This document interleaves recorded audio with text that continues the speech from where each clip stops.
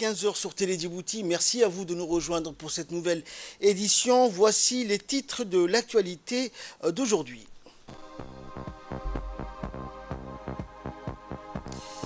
Le président de la République a présidé hier au Palais du Peuple la cérémonie de lancement de la Semaine nationale de solidarité. Et à Gaza, une réunion donc à Paris sur un cessez-le-feu. Voilà pour les titres, bonjour à tous.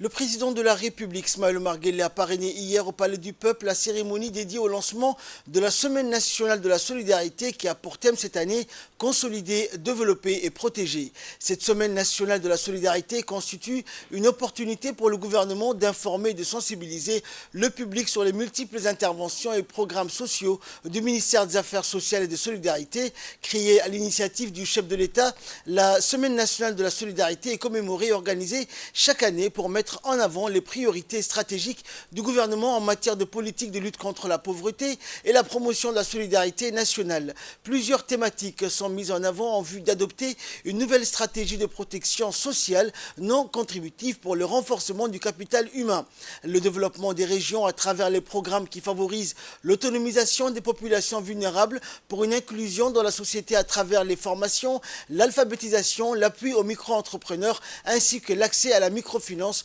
sont au cœur des priorités de la Semaine nationale de la solidarité.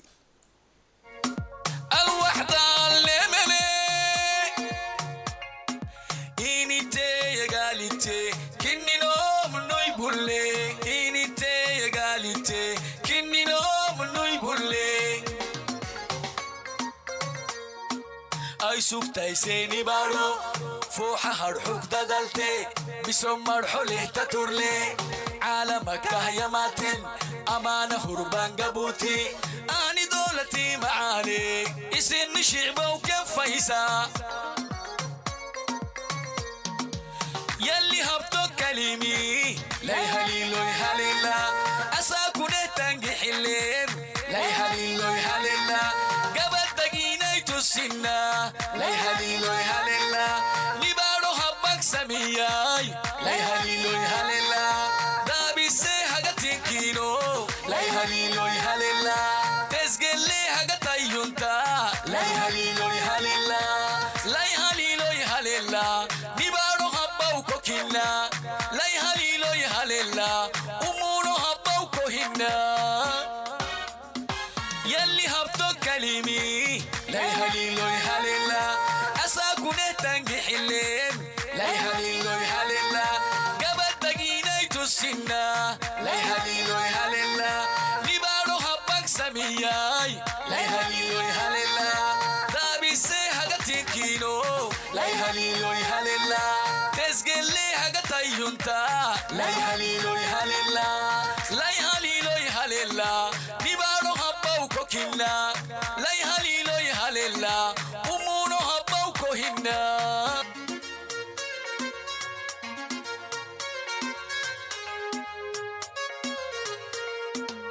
saatirka maale midnima sugan ikatina sanon salguurayn alwaxdiyo initeesinaan iyo nabaad sumcadiyo sumadeena weeyaan madaxdan u sidna salaan sare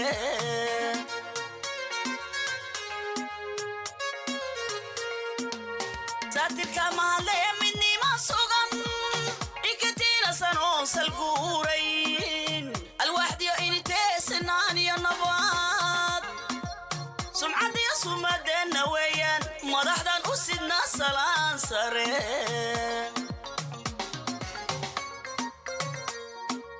sintu waa amar saatirkeenna fare waa horow mar su'aal ku saabsan murtidu sintu waa amar saatirkeenna fare waa horow mar su'aal ku saabsan murtidu saboliba dalka sabata bixintii ilaahay ka sokow ayuu sara kacay sama wada aabbaa ka seexanine masalada sahandheer ayuu galay aabbaa suurageliyayuu sara kacay qofaliba saamigiisadkii inuu helo sama wada aabbaa ka seexanine sokayaa u xidho ka seexani aabbaa suurageliyayuu sara kacay samoliba sida looga bixi karo sama wada aabbaa ka seexanine dadaal la socde ayaan lagu sugin fadhiga lagu sugin ayaan lagu sugin fadhiga saboolnimo dalka sabata bixintii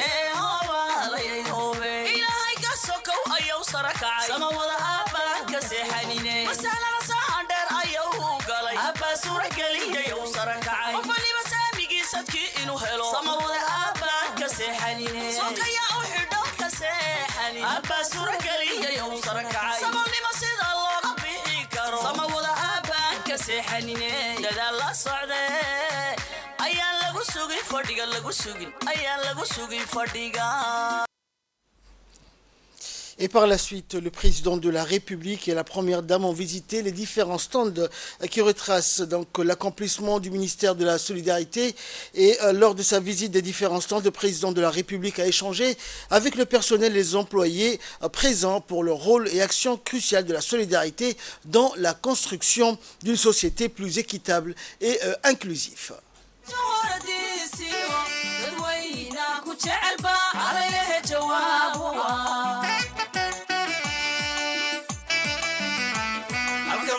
joogiyo horow markaa jabuute la jaan qaaday dunidii jahoradiisiyo dadweyna ku jecelba alaylehe jawaabu jahadii waxqabadkana candigu jaleene joogtaynta nabadiyo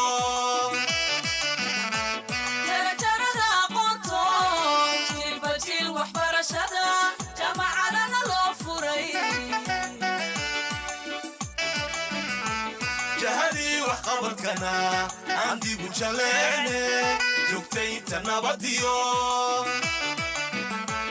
jarajarada aqoonto jiilba jiil waxbarashada jaamacadana loo furay dabajarida cudurada jamhuuriyadda iyo gobolada daryeel caafimaad jiro daraja qurxooniyo jidadkiyo masooyinka soo jiita ganacsiga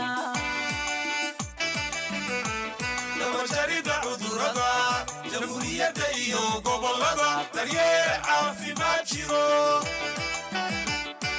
daraja qurxooniyo jidadkiyo masooyinka soo jiita ganacsiga aabbaha jabuuto ada wanaga jecelo u soo jeeda samahe jidka guusha adiga haye noo joog horo soco hajeesane noo joog geediga ha joojine noo joog jeeroona saage haku jooga gaadhayno noo joog abageela noo joog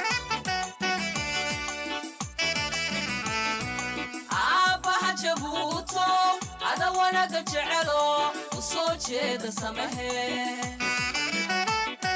jidka guusha adiga haye noo joog horo soco hajeesane noo joog geediga ha joojine noo joog jeeroona saage haku jooga gaadhayno noo joog abageela noo joog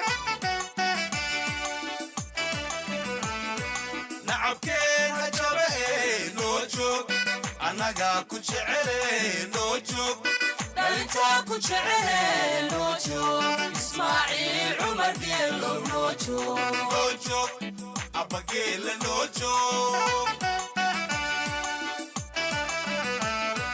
nacabkeen ha jabe noo joog annaga ku jecele noo joog dhalintaa ku jecele noo joog ismaaciil cumar geelow noo joog abageela noo joog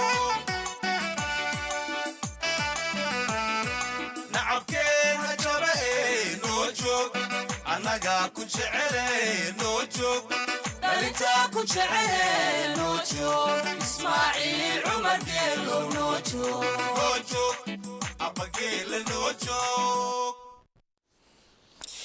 Et la cérémonie de la Semaine nationale de la solidarité a été célébrée donc avec enthousiasme, avec des chants et des danses folkloriques de différentes troupes nationales qui ont réalisé des performances remarquables. Outre le président de la République et la première dame, plusieurs membres du gouvernement, des parlementaires, des représentants du corps diplomatique et des organisations internationales, des bénéficiaires du projet et des représentants de la société civile ont pris part à cet événement.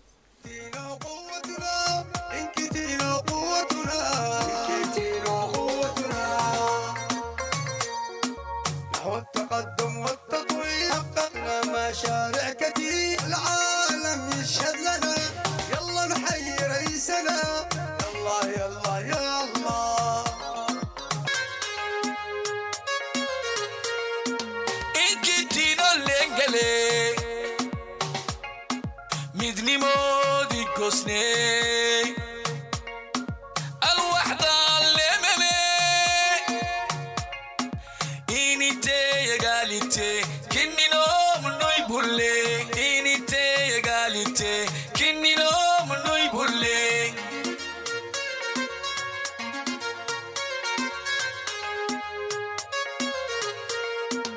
inkitino lengele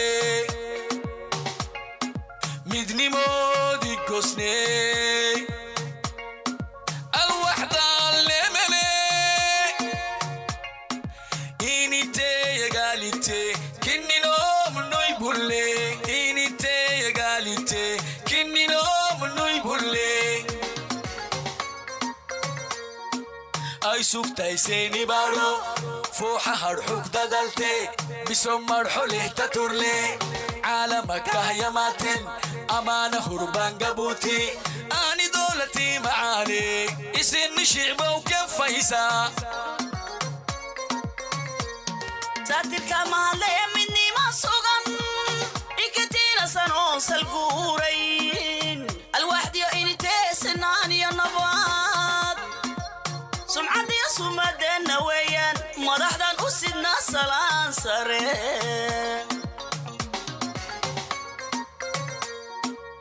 sintu waa amar saatirkeenna fare waa horow mar su'aal ku saabsan murtidu sintu waa amar saatirkeenna fare waa horow mar su'aal ku saabsan murtidu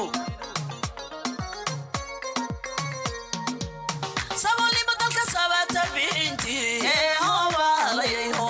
ilaahay ka sokow ayuu sara kacay sama wada aabbaa ka seexanine masalada sahandheer ayuu galay aabbaa suurageliyayuu sara kacay qof waliba saamigiisadkii inuu helo sama wada aabbaa ka seexanine sokayaa u xidho ka seexani aabbaa suurageliyayuu sara kacay saboolnimo sida looga bixi karo sama wada aabbaa ka seexanine dadaal la socdee ayaan lagu sugin fadhiga lagu sugin ayaan lagu sugin fadhiga saboolnimo dalka sabaata bixintii ilaahay ka sokow ayuu sara kacay sama wada aabbaa ka seexanine masalada sahandheer ayuu galay aabbaa suurageliyayuu sara kacay qof waliba saamigiisadkii inuu helo sama wada aabbaa ka seexanine sokayaa u xidho ka seexani aabbaa suurageliyayuu sara kacay saboolnimo sida looga bixi karo sama wada aabbaa ka seexanine dadaal la socdee ayaan lagu sugin fadhiga lagu sugin ayaan lagu sugin fadhiga. Et entamons la partie donc des différentes interventions, au premier donc desquelles la directrice du développement humain à la Banque mondiale pour la région MENA. يتزامن الأسبوع الوطني للتضامن لعام 2024. La semaine nationale à Djibouti cette année 2024 coïncide avec le 15e anniversaire de l'engagement du gouvernement djiboutien à lutter contre la pauvreté à travers des programmes sociaux. À cette occasion, je voudrais féliciter le gouvernement du peuple djiboutien pour les efforts continus auxquels la Banque mondiale a pu contribuer. Actuellement, le développement humain représente environ 24% à l'aide totale offerte par la Banque mondiale et couvre notamment les secteurs de l'éducation, de la santé et de la protection sociale. La mise en œuvre du programme social permet de bénéficier de l'expertise et des expériences susceptibles de renforcer la coopération entre le gouvernement djiboutien, la Banque mondiale et d'autres partenaires pour réaliser des réformes qui augmenteront les programmes visant à lutter contre la pauvreté et renforcent le capital humain. Des interventions ciblées dans le domaine du développement humain contribuent de manière fondamentale et significative à la réduction de l'extrême pauvreté. Les filets de sécurité sociale peuvent atténuer la fragilité et contribuer à réduire la pauvreté, mais afin d'obtenir un impact tangible, il est également important d'élargir leur couverture, leur efficacité et leur intégration avec les activités de financement économique et des moyens de substance et d'autres services. Suivant à présent le discours du coordinateur résident des Nations Unies, M. Barahona. Parler de solidarité, c'est parler de pauvreté. C'est la solidarité avec ceux qui ont moins et qui ont besoin plus de notre solidarité. Malheureusement, on a constaté dans le monde que pour la première fois dans plusieurs décennies, on a maintenant une augmentation de la pauvreté, spécialement depuis la Covid et l'épidémie de 2019. Nous sommes en train de rater les ODD les plus importants. Le premier, que c'était d'éliminer la pauvreté du monde. Selon le rapport des Nations Unies en juillet 2023, nous laissons de côté maintenant plus de la moitié de la population du monde. La quantité de personnes aujourd'hui avec femmes sont à niveau qu'il y avait en 2005. Selon la Banque mondiale, 700 millions de personnes vivent dans la pauvreté extrême aujourd'hui dans le monde. 700 millions de personnes. C'est-à-dire 700 millions de personnes vivent avec moins de $2,15 par jour. Si on fait un calcul, c'est plus ou moins 400 francs djiboutiens par jour. Il y a 500 millions de personnes qui ont moins que ça chaque jour pour vivre. Essayez chaque de nous de passer un jour avec 400 francs djiboutiens jusqu'à la fin de la journée. C'est vraiment impossible probablement.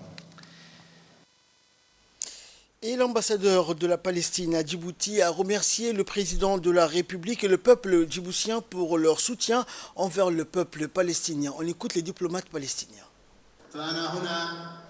لأنقل لكم سلام شعبي سلام من فلسطين سلام من القدس سلام من الجرح النازف في غزة. Permettez-moi d'emblée d'adresser mes sincères remerciements et ma reconnaissance au président de la République et le peuple djiboutien pour son soutien indéfectible au peuple palestinien, pour sa solidarité fraternelle avec le peuple palestinien. C'est un plaisir de vous transmettre les salutations du peuple palestinien, en particulier dans la bande de Gaza, qui souffre des conséquences de l'agression israélienne continue depuis le 7 octobre dernier. Le nombre de victimes de la brutale agression israélienne s'élève à environ 26 270 martyrs et plus de 70 blessés, et environ 2 millions de déplacés qui sont à l'origine des enfants et des petits-enfants des réfugiés il y a 75 ans. Le peuple palestinien a besoin de ce genre de solidarité et de soutien depuis 75 ans et nous vivons dans la justice. Nous avons besoin de cette solidarité et de ce soutien de nos frères et de ceux qui ont rédigé des chartes et des lois internationales qui parlent de justice et de droits de l'homme. Enfin, l'appel de mon peuple aujourd'hui est suffisant pour les doubles standards que nous vivons en tant que peuple et en tant que nation depuis de nombreuses décennies.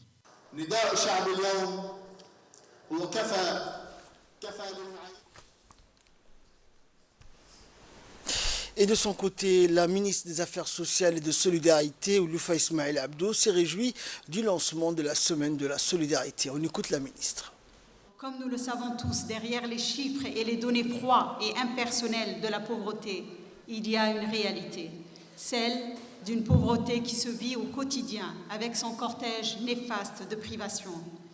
Avec la pauvreté, c'est la dignité de la personne qui est fragilisée, c'est la crainte d'être jugé qui prend le dessus. Face à ce fléau, et afin d'offrir à tous les Djiboutiens des meilleures conditions de vie, vous avez fait de la lutte contre la pauvreté et la précarité une priorité et une constante de votre politique sociale. Vous nous avez présenté et partagé votre vision du développement social et du futur de notre société, celle d'une société djiboutienne plus épanouie, plus inclusive, prospère et assurément plus moderne et ancrée dans son siècle. Excellence, Monsieur le Président de la République, toutes nos activités sur le terrain, aussi bien dans la ville comme dans les régions de l'intérieur, ont eu une adhésion et un soutien sans faille de la part de la société civile et tout particulièrement de celui de l'Union nationale des femmes djiboutiennes et à sa tête Hajia Hoyo Khadra Mahmoud Haït, Jazaki Allah al-Khair.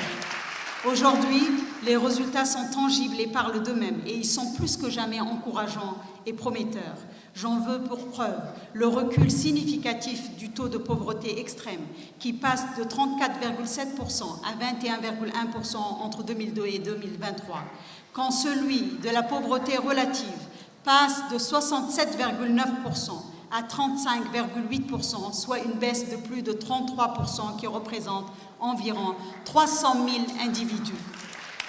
Les actions du ministère des Affaires sociales et des Solidarités ont tout d'abord permis de mieux connaître nos personnes pauvres et vulnérables, de les identifier, mais aussi soulager leurs souffrances en leur apportant les aides sociales sous plusieurs formes, comme vous avez pu le visionner dans la vidéo, car la pauvreté est multidimensionnelle. Elle n'est pas seulement une pauvreté monétaire, mais elle est aussi d'éducation, de santé, d'environnement et aussi de l'habitat.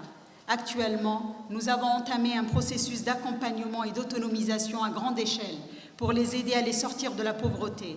Durant ces 10 dernières années, Monsieur le Président, plus de 56 000 ménages ont eu un accès au financement, soit environ 300 000 individus pour développer des activités génératrices de revenus et sortir du cercle vicieux de la pauvreté intergénérationnelle. Et dans la première partie de son intervention, le numéro 1 djiboutien a rendu un vibrant hommage aux frères et sœurs palestiniens. Écoutons le chef de l'État.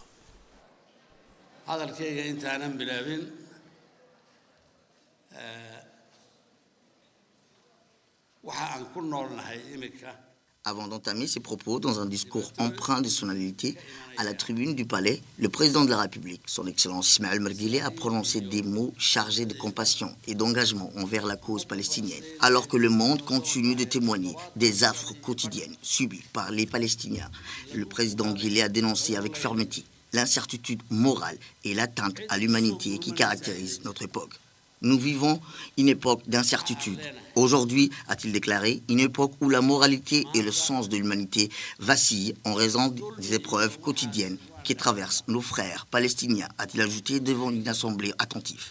Ces paroles ont résonné comme un appel à l'action et à la solidarité internationale envers un peuple confronté à une adversité sans précédent. Évoquant la résilience du peuple palestinien face à l'oppression et à la violence, le président Guelleh a souligné leur lutte désarmée et leur détermination à défendre leurs terres et leur dignité. Ils se battent sans armes et il va de soi qu'avec notre modeste contribution, nous devons nous tenir à leur côté, a-t-il affirmé, exprimant ainsi l'engagement de Djibouti envers la cause palestinienne. Le discours du président Guelleh a également mis en lumière le long chemin parcouru par le peuple palestinien, marqué par des décennies de lutte pour la liberté et la justice. Malgré les tentatives répétées visant à les réduire au silence, le président a mis en exergue la vaillance et l'admiration de leur résistance indomptable. Il est d'une cause noble, celui qui donne sa vie pour son pays, sa terre natale, et nous ne pouvons fermer les yeux sur cette réalité, a-t-il déclaré avec émotion. Le président de la République, son Excellence Ismaël Merguele, a réaffirmé l'engagement indéfectible de Djibouti envers la cause palestinienne, promettant un soutien continu et une solidarité sans faille.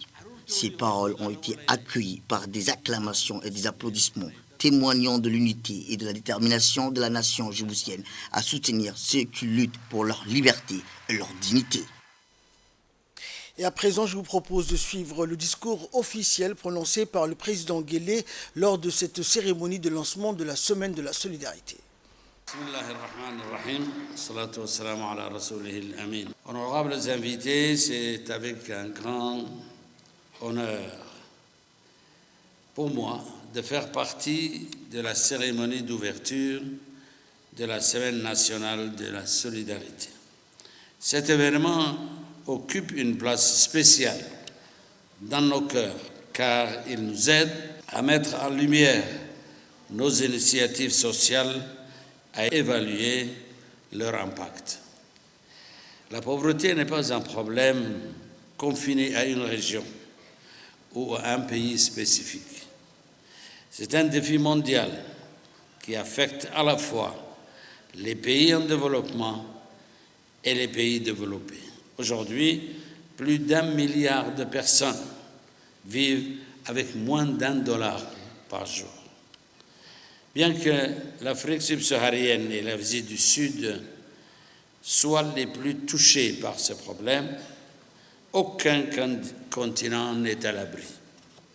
La pauvreté est présente, aussi bien dans les zones urbaines que rurales, touchant de manière disproportionnée les femmes, les personnes handicapées, les personnes âgées et les enfants. Face à la question multidimensionnelle de la pauvreté, nous avons dû innover, collaborer et intensifier nos efforts pour l'éradiquer ou du moins l'atténuer. Nous avons entrepris diverses initiatives complémentaires telles que l'élaboration de stratégies, le développement d'outils de microfinance islamique, notamment à travers la création des caisses populaires d'épargne et de crédit, le CEPEC, la création d'institutions chargées de la réduction de la pauvreté comme l'Agence pour le développement social, ADDS, et un secrétariat d'État en charge de la solidarité nationale. Sur le terrain, le ministère des Affaires sociales et des Solidarités a mis en œuvre des programmes et projets sociaux variés, novateurs et à fort impact, tels que les programmes de développement social, les filets sociaux de sécurité, l'autonomisation et l'inclusion financière, tant dans la capitale que dans les régions intérieures. Tant qu'il reste du travail à faire, nous ne pouvons pas considérer notre devoir comme accompli. Aujourd'hui, grâce à ces réalisations, nous pouvons être fiers des résultats obtenus et des progrès majeurs réalisés en matière de politique sociale et de réduction de la pauvreté. Nous sommes conscients que la pauvreté ne disparaîtra pas du jour au lendemain et que nous avons encore beaucoup de chemin à parcourir. Cependant, en investissant davantage dans notre capital humain, en renforçant la résilience de notre population et en nous fixant les objectifs ambitieux, donc clairs et atteignables, nous pouvons y arriver. Il est de notre responsabilité de saisir cette opportunité pour construire un avenir débarrassé définitivement du fléau de la pauvreté. Cet avenir est possible et à notre portée. Je vous remercie. Poursuivant son intervention, le président de la République est revenu également sur l'importance de la solidarité, mais cette fois-ci en langue nationale, réécoutant le chef de l'État. Solidarité. Solidarité, oui. Solidarité, yomhat. Macna badan bay leedahay. Waxa ugu horeeya leedahay waa naxariis. Cette semaine, nous nous rassemblons pour célébrer un principe qui transcende les frontières et unit nos cœurs, la solidarité. Mais qu'est-ce qu'est la solidarité, sinon la manifestation la plus noble de notre humanité? C'est la capacité à reconnaître la souffrance d'autrui et à agir en conséquence, guidé par un profond sens de la compassion et de l'empathie. En tant que musulmans, nous comprenons que la solidarité n'est pas simplement un devoir moral, mais un pilier essentiel de notre foi. C'est l'amour pour notre prochain qui doit guider nos actions et façonner notre société. C'est la reconnaissance de la dignité et de la valeur intrinsèque de chaque être humain et le traitement de chacun avec respect et gentillesse. L'humanité réside dans notre capacité à reconnaître notre propre humanité en chacun. Nous partageons tous le même monde, le même destin. Chaque acte de bonté, chaque geste de compassion tisse les fils invisibles qui nous unissent les uns aux autres. Il est notre responsabilité collective de partager la richesse de notre nation avec ceux qui en ont le plus besoin. Cela peut prendre différentes formes, que ce soit la construction d'écoles, la fourniture de soins de santé ou simplement offrir un soutien financier aux familles dans le besoin. Notre objectif est de construire une société plus juste, plus équitable, où chacun a la possibilité de s'épanouir pleinement. Nous devons également reconnaître que la vie est faite de défis et d'obstacles, mais ces difficultés ne sont que temporaires. Chacun d'entre nous a le potentiel de surmonter ces difficultés, que ce soit parce que ses propres efforts ou avec l'aide de la communauté. En tant qu'État, nous avons la responsabilité morale et éthique de veiller sur les plus vulnérables parmi nous, de leur offrir un filet de sécurité pendant les moments difficiles, mais aussi de créer un environnement propice à leur épanouissement. Cette semaine de solidarité est une occasion pour chacun de nous, rapprocher de nos concitoyens les plus démunis, de comprendre leur situation, de leurs besoins. Soyons ceux qui portent leurs préoccupations et leur lutte à la lumière, qui agissent pour apporter un peu de bonheur et de soulagement dans leur vie. C'est en redoublant nos efforts que nous pourrons véritablement construire un avenir meilleur pour tous. Et toujours dans la journée d'hier, la cérémonie au Palais du Peuple a eu un impact très important pour les bénéficiaires, notamment de cette semaine de la solidarité. Et pour nous en parler plus en détail, plus en profondeur, nous avons avec nous sur ce plateau le conseiller principal de la ministre des Affaires sociales et de solidarité, M. Djibah Benoît. Bonjour Monsieur le conseiller, merci d'abord d'avoir accepté notre invitation et d'être présent parmi nous aujourd'hui. Alors, quel est l'objectif de cette semaine de la solidarité, dans un premier temps? Merci beaucoup, Ahmed, de nous avoir encore une fois invités ici. Il faut comprendre que la semaine nationale de la solidarité est un moment important. C'est une étape cruciale de la vie et des activités du ministère des Affaires sociales et de solidarité. C'est l'occasion d'expliquer, de faire de la pédagogie autour de la politique sociale du chef de l'État. Il faut comprendre que depuis quelques années, une partie de la population est sujet à la question de la pauvreté. Donc cette politique sociale vise à vraiment atténuer, soulager les souffrances de ces populations qui vivent dans des conditions parfois difficiles. Donc nous avons voulu parler des résultats de cette politique, de passer de la théorie vers vraiment du concret. Et lors du lancement de cette semaine nationale de la solidarité, nous avons exposé au président à la fois les outils du ministère, tels que le registre social, tels que les guichets sociaux, qui sont véritablement les points d'entrée des prestations sociales dont bénéficient les populations vulnérables. Nous avons également voulu détailler en profondeur les différentes actions, programmes, projets menés par le ministère des Affaires sociales et de solidarité. Ça a été également l'occasion de vraiment partager avec tout le monde cette semaine de la solidarité dans une action un peu festive, même si elle ne l'était pas. Alors, quelle est la particularité de cette semaine? La semaine nationale de la solidarité est célébrée tous les ans au mois de janvier. Cette année, elle a revêtu disons, un habit un peu particulier. Tout d'abord, cette semaine nationale de la solidarité a été parrainée par le chef de l'État, son Excellence Ismaël Omar Guelleh. Donc ça a été un honneur et une joie pour nous. Deuxième élément important, lorsqu'on a parlé de solidarité, le président l'a très bien dit, il n'y a pas une solidarité, mais il y a des solidarités. Et nous l'avons voulu partager avec la population palestinienne qui aujourd'hui souffre des exactions de l'État sioniste d'Israël. Donc nous avons voulu vraiment le partager, cette solidarité avec nos populations frères de Gaza. Cette semaine nationale de la solidarité est particulière également parce qu'elle s'inscrit dans un contexte nouveau pour le ministère qui est en train de mener une action pour véritablement changer le regard des actions de solidarité, les prestations, les programmes.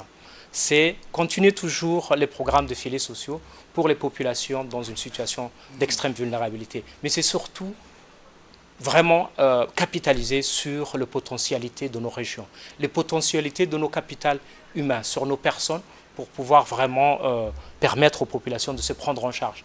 Comme dit l'adage, il vaut mieux apprendre à une personne à pêcher que de leur donner un poisson. Donc cette stratégie, cette semaine nationale de la solidarité s'inscrit véritablement dans une volonté d'autonomiser la population à travers des nouveautés importantes, telles que, par exemple, les programmes de développement économique, les AGR, les déploiements encore plus importants de l'accès à la microfinance et surtout la particularité, c'est une microfinance accès avec zéro intérêt.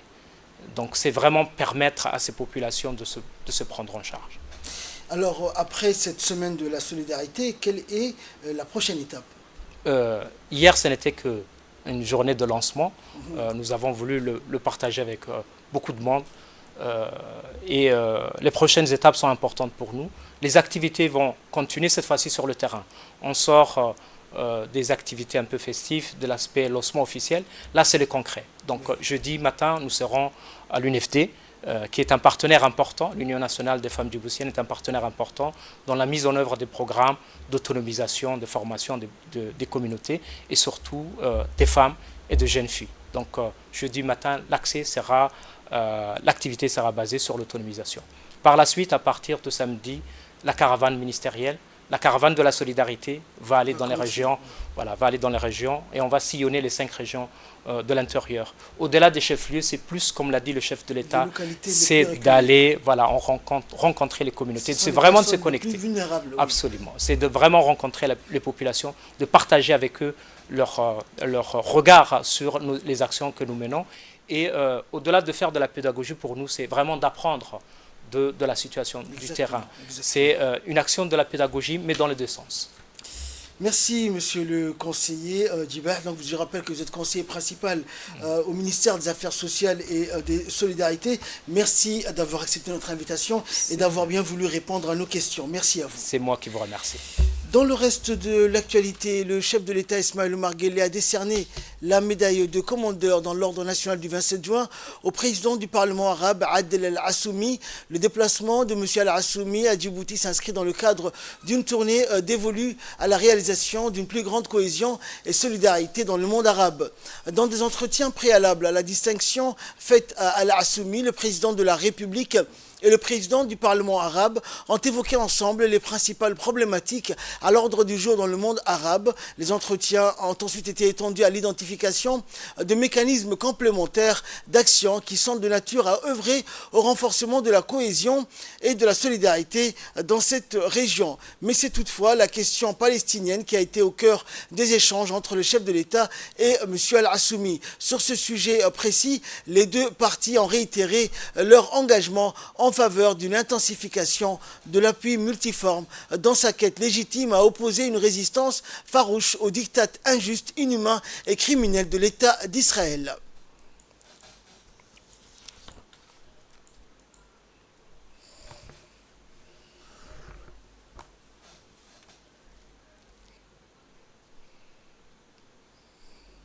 Il est l'heure à présent de retrouver l'appel à la prière d'Al-Asr. Restez avec nous, la suite de notre journal, c'est dans quelques instants. Voilà, donc c'était l'appel à la prière d'Al-Asr. Nous retrouvons la suite de notre journal. Et dans une déclaration faite à l'issue de son audience avec le président Guelleh, le président du Parlement arabe s'est dit honoré de la distinction reçue. Il mit également à profit cette déclaration pour souligner le rôle positif de Djibouti au sein de la nation arabe, aussi bien en termes de solidarité que de diplomatie active au service de la préservation et de la promotion des intérêts du monde arabe.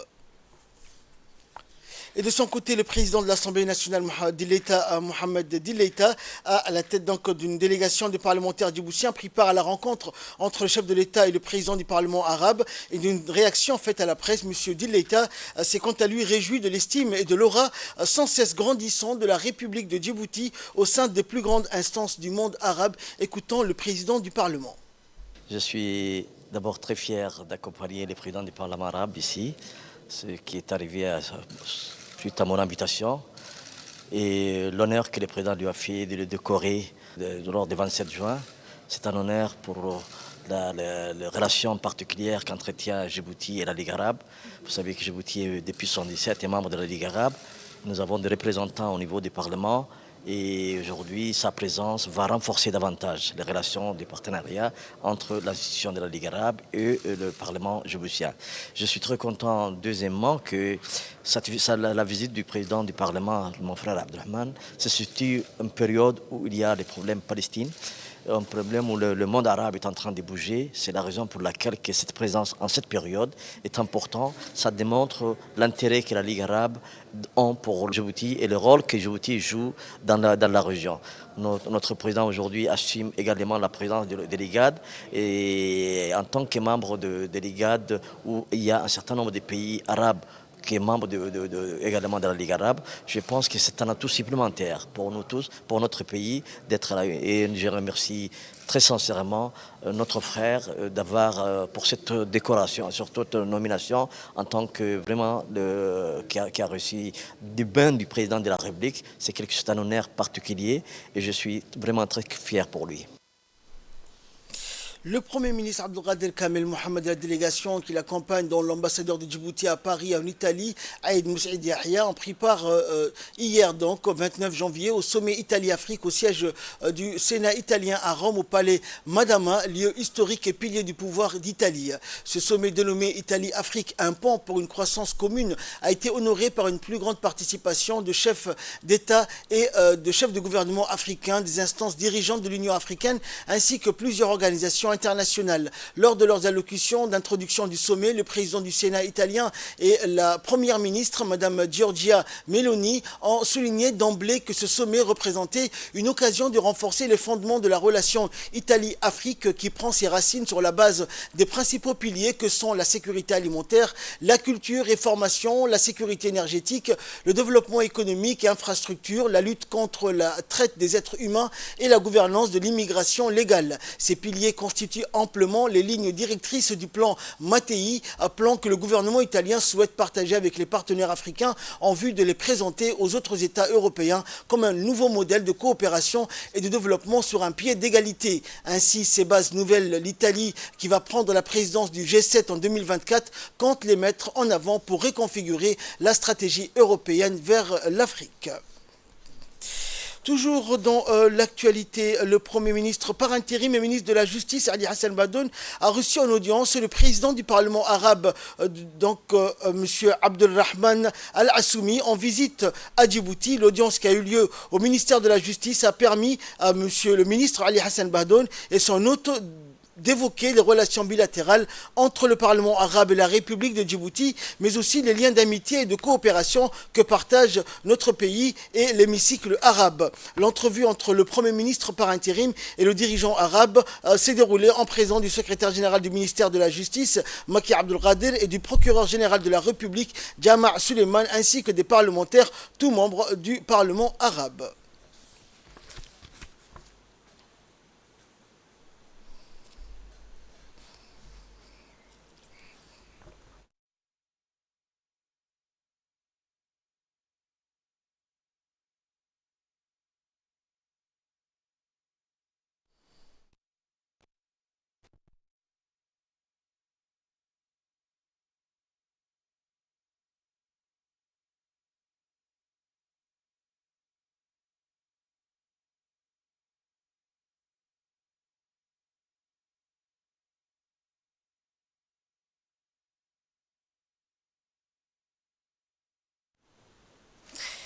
Et rappelons que dans la journée d'hier, toujours, le ministre de la Justice et Premier ministre par intérim avait reçu en audience l'ambassadeur de la Libye accrédité à Djibouti, Abdelmenem Al-Fougui, avec qui il a discuté des relations entre les deux pays.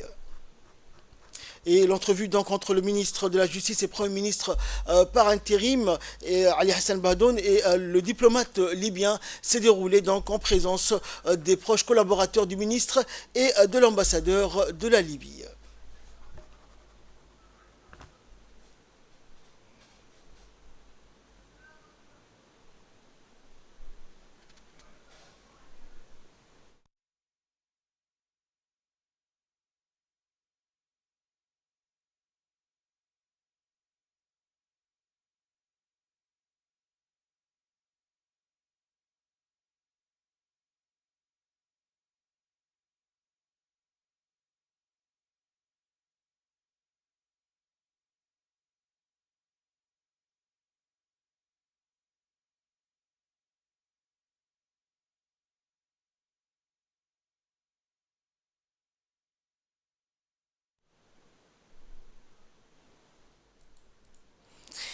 Dans l'actualité, toujours, le président de l'Assemblée nationale de l'État, Mohamed Dileïta, a présidé l'atelier de présentation d'Inclufine qui s'est déroulé aujourd'hui, co-organisé par l'Assemblée nationale et le Fonds souverain de Djibouti, une collaboration fructueuse entre la représentation nationale et le Fonds souverain de Djibouti. L'atelier, animé par le directeur général du Fonds souverain de Djibouti, Dr Slim Feriani, et son équipe, a réuni des élus de la représentation nationale dans le but de sensibiliser la population djiboutienne aux opportunités offertes par cette initiative innovante. Et le président de l'Assemblée nationale de l'État, Mohamed Dileïta, a mis en exergue dans son allocution l'importance cruciale d'Inclufine dans le paysage économique djiboutien. Aujourd'hui, nous ouvrons une fenêtre vers de nouvelles opportunités économiques et invitons le FSD à présenter cette initiative novatrice à nos représentants nationaux, a-t-il indiqué. Il a souligné également l'importance de ce premier projet du Fonds souverain, marquant ainsi une étape décisive dans son évolution et son impact sur l'économie nationale. Inclufine, qui est une plateforme révolutionnaire conçue pour renforcer les liens entre les porteurs de projets, les jeunes entrepreneurs, les innovateurs et les investisseurs. Elle est destinée à devenir un outil indispensable pour le développement économique de Djibouti, facilitant ainsi l'accès au financement et au soutien professionnel pour les start-up et les petites et moyennes entreprises. En nouvelle nationale, toujours une cérémonie de célébration du jour de la République de l'Inde a été organisée hier soir au Djibouti Palace Kempinski par l'ambassade indienne à Djibouti.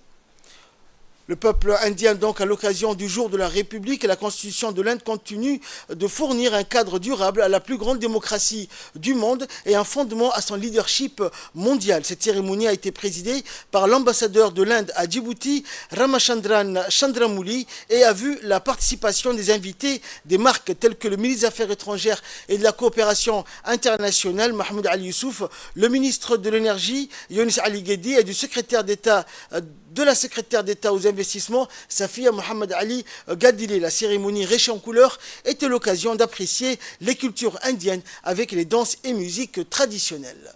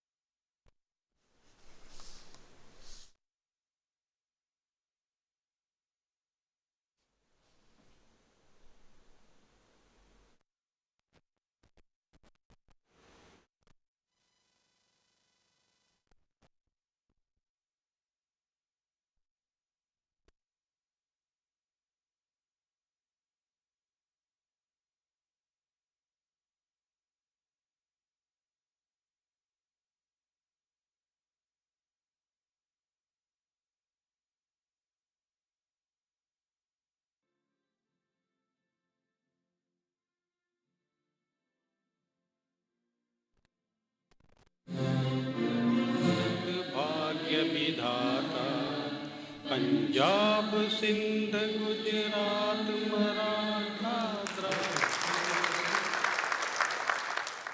In October 2023,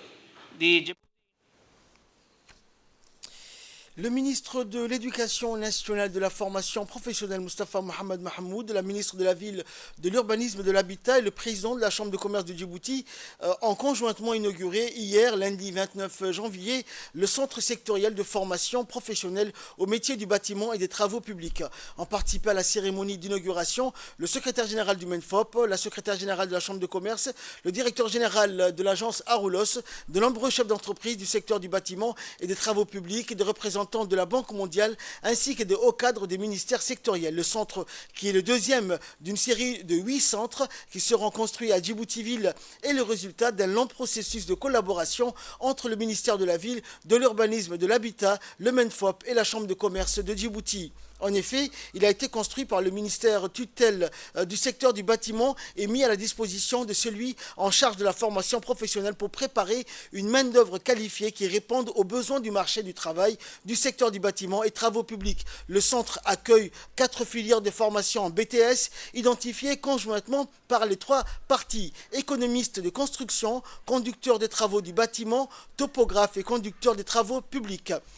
Les diplômes de ces filières sont destinés à intégrer dans le secteur privé pour répondre de manière donc efficace aux besoins des entreprises. Ils exerceront dans les entreprises du bâtiment et des travaux publics, les bureaux d'études techniques des sociétés d'ingénierie et les collectivités, ainsi que les grands cabinets d'architectes. Pour garantir une vision pragmatique tournée vers la réalité du terrain, le centre sectoriel sera géré par un comité tripartite, tripartite composé du MENFOP, du ministère de la Ville, de l'Urbanisme, de l'Habitat et du secteur privé pour donner les orientations et créer ainsi un véritable dialogue entre les parties prenantes en vue de favoriser l'adéquation entre les compétences développées et les besoins réels du terrain. L'inauguration de ce centre ainsi que la cérémonie de signature de convention de cette journée mémorable témoignent de la volonté du gouvernement de conjuguer ses efforts pour préparer les jeunes Djiboutiens au développement de demain. Et enfin, pour clore l'actualité nationale, le président du Conseil constitutionnel de Djibouti, Abdi Ismail Hersi, a participé aux travaux de la 16e session du bureau exécutif de la conférence des juridictions constitutionnelles africaines qui s'est tenue à Rabat le 26 janvier dernier. La session a été ouverte par l'honorable Mohamed Amin Ben Abdallah, président de la Cour constitutionnelle du Royaume du Maroc et président de la conférence des juridictions constitutionnelles africaines. Cette assemblée a vu la participation d'éminents magistrats et présidents des juridictions constitutionnelles africaines, membres de cette illustre instance. Et en marge de cette réunion, l'honorable Abdi Ismail Hersi a effectué une visite à l'ambassade de la République de Djibouti au Royaume du Maroc, où il a eu des discussions avec le personnel de l'ambassade et a parcouru les différents services diplomatiques. Et de là, nous passons à l'actualité au Moyen-Orient, à Gaza. La réunion de Paris sur un cessez-le-feu, alors que le conflit avec le Hamas entame son 114e jour. Les États-Unis, l'Égypte et le Qatar s'emploient à négocier un projet d'accord qui impliquera une trêve de 2 mois et la libération de tous les otages, ainsi que celle de prisonniers palestiniens en Israël. Les chefs du Mossad, les services de renseignement extérieur israéliens, et Shin Bet, service de renseignement intérieur, étaient présents. L'objectif de ces réunions, qui ont commencé samedi, était de progresser vers un accord comprenant une trêve dans les combats. C'est ainsi que prend fin cette édition. Merci de nous avoir suivis. Excellent après-midi sur Télé Djibouti.